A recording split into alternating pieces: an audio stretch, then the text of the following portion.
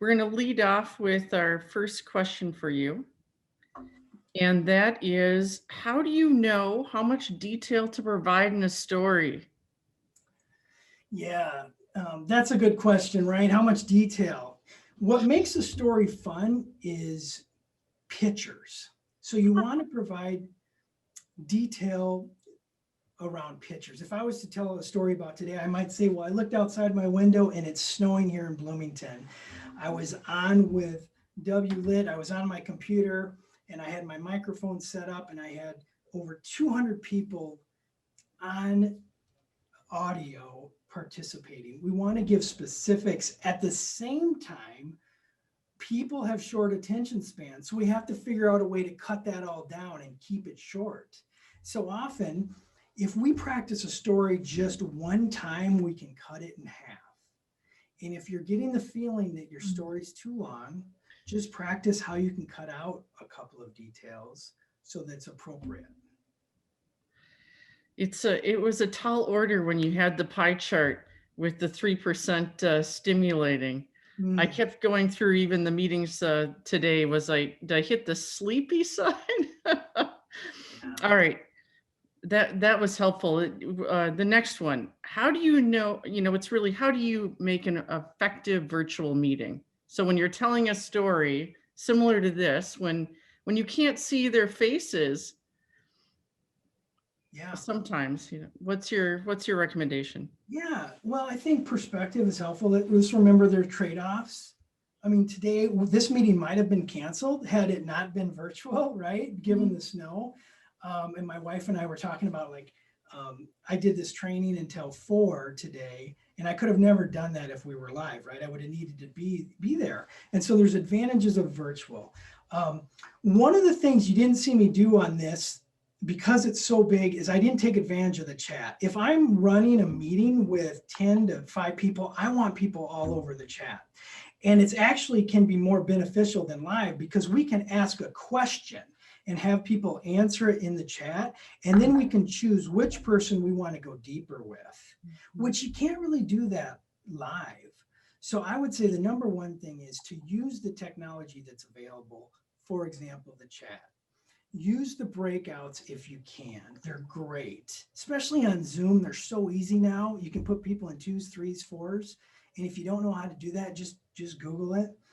And then thirdly, we want to speak towards the camera as much as we can when we're speaking. When someone else is speaking, it's fine to look at them. But when we're speaking, we're trying to get that connection. And that's something I'm personally working on because it is a little bit different. Live, we can see people's eyes and see their expressions. When we're virtual, we got to put a little note. I've got a little note right here. It says, look up here, bud. That's reminding me to look at y'all through the lens. I like that. Now, what's the best type of story when you're networking for a job? Oh, wow. The best type of story when you're networking for a job, that's a pressure cooker question because I said play ourselves down. And so we may be tempted to play ourselves up when networking, which I can totally understand why, but we want to be likable too. So I would still figure out a way to talk about my career in a way that I've had some real benefits. If you look back at your last speaker, I think one of the reasons I know I liked Sonia's, she was talking about work, right? She was. She talked about almost being lucky. Like she had these great mentors that taught her this. She did plug, she at certain times had courage to ask for what she wanted, but you didn't get the feeling that I've done this by myself. And now this is a woman that's extremely successful, right? So I would suggest talking about your career and your accomplishments in a way that suggests that you got some help along the way. That's my personal answer. There might be other people that would answer that differently, even from Dale Carnegie, but that's what comes to mind right now. Excellent. That's helpful. It's to your point, it's complicated. We want to make sure that we can stand in in what, our accomplishments and greatness, but at the same time, how did we partner in, who was the team with us? So thank you. Thanks for even phrasing it like that, Gene. That's really well said. When, how would you alter your storytelling approach when you're speaking to a global team? Well, one of the things we're doing, and we do some global training for General Mills. I'm sometimes up at 4 a.m, and that's been so much fun. And not being up at 4, but that a farm kid from Iowa can even resonate with people in Shanghai. And I follow the Dale Carnegie principles, and I'm sure I miss it from time to time. One of the things we're doing right now as a company is we're having guest speakers on every other Friday, and they've been around things like diversity and equity, very similar. I mean, to what we heard from your last speaker. So I think we should always be educating ourselves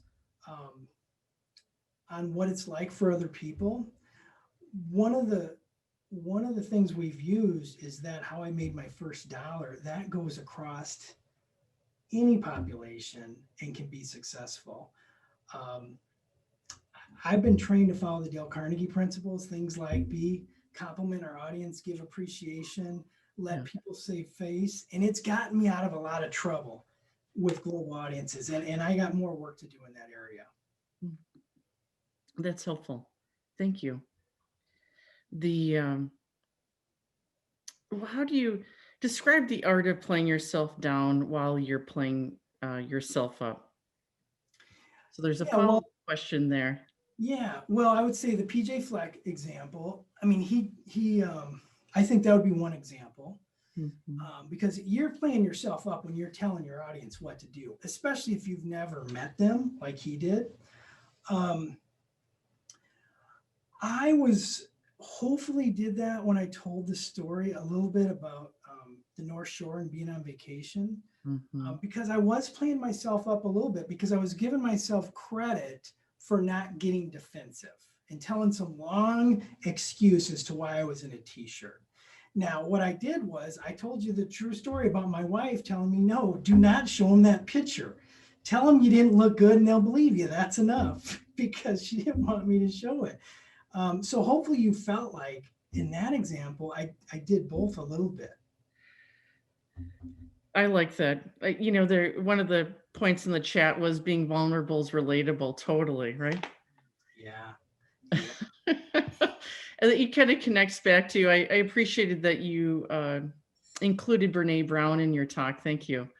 About not, stop trying to be perfect. I like that as a pairing to your message. You bet.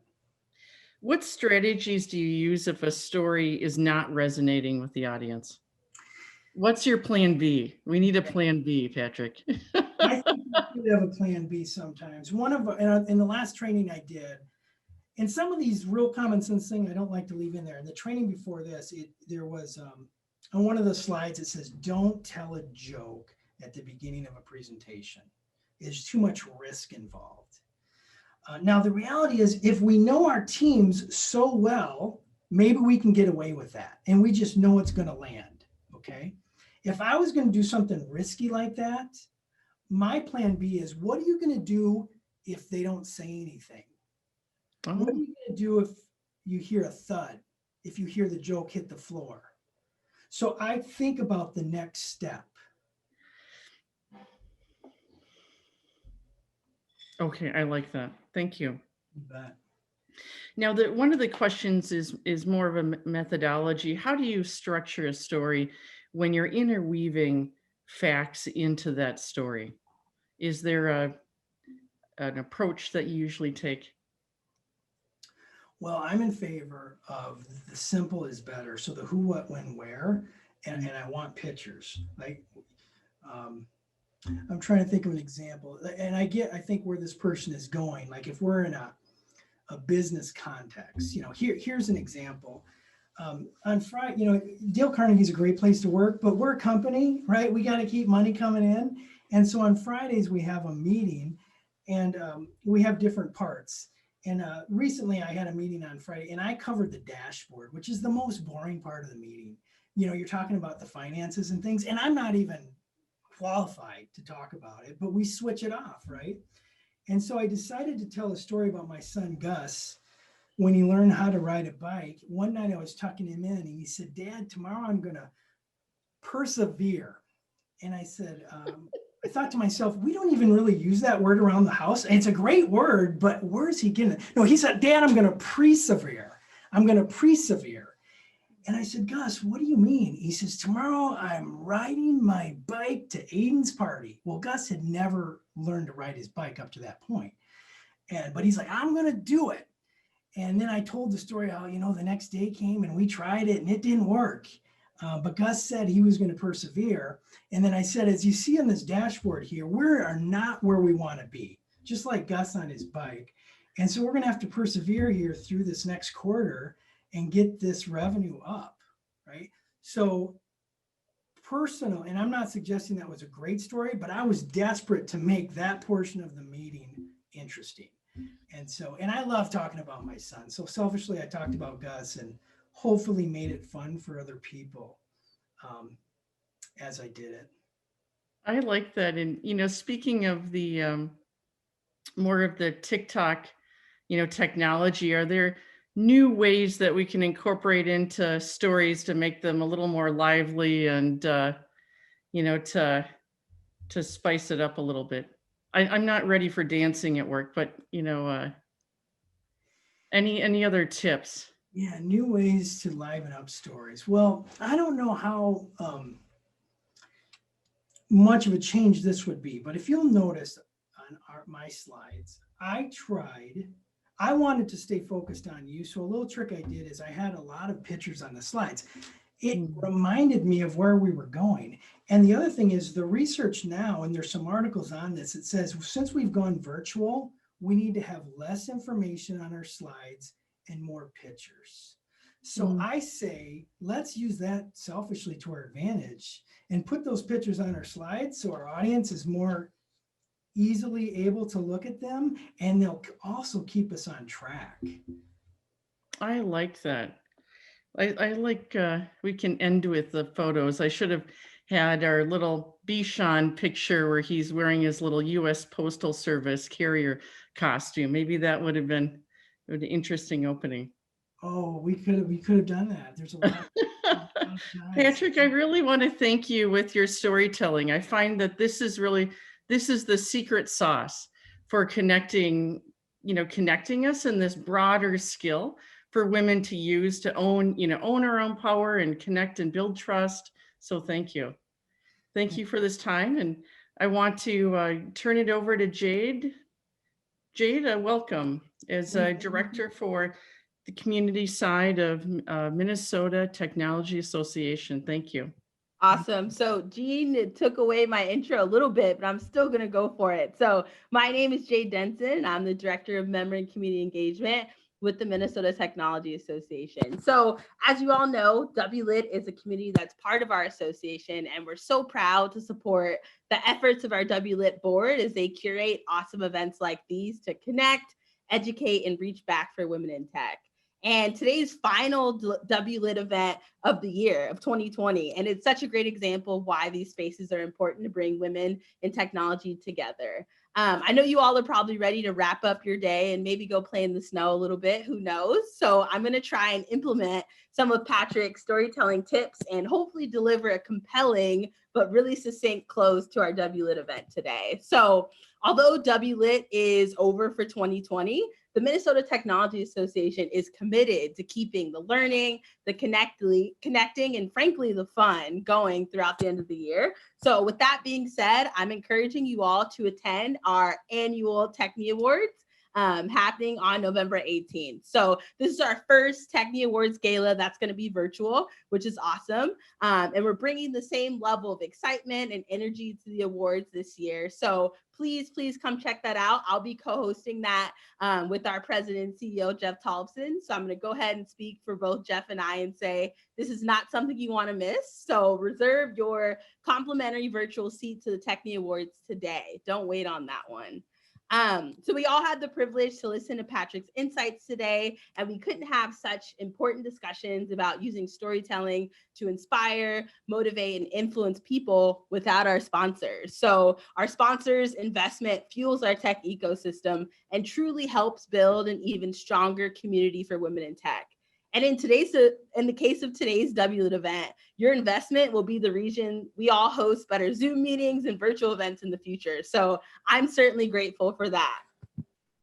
Awesome. So finally, it's time to conclude our year with WLiT. But before I let you go, I do want to give a huge thank you to our WLiT board. These women have given us their time and delivered next level programming for us throughout this year.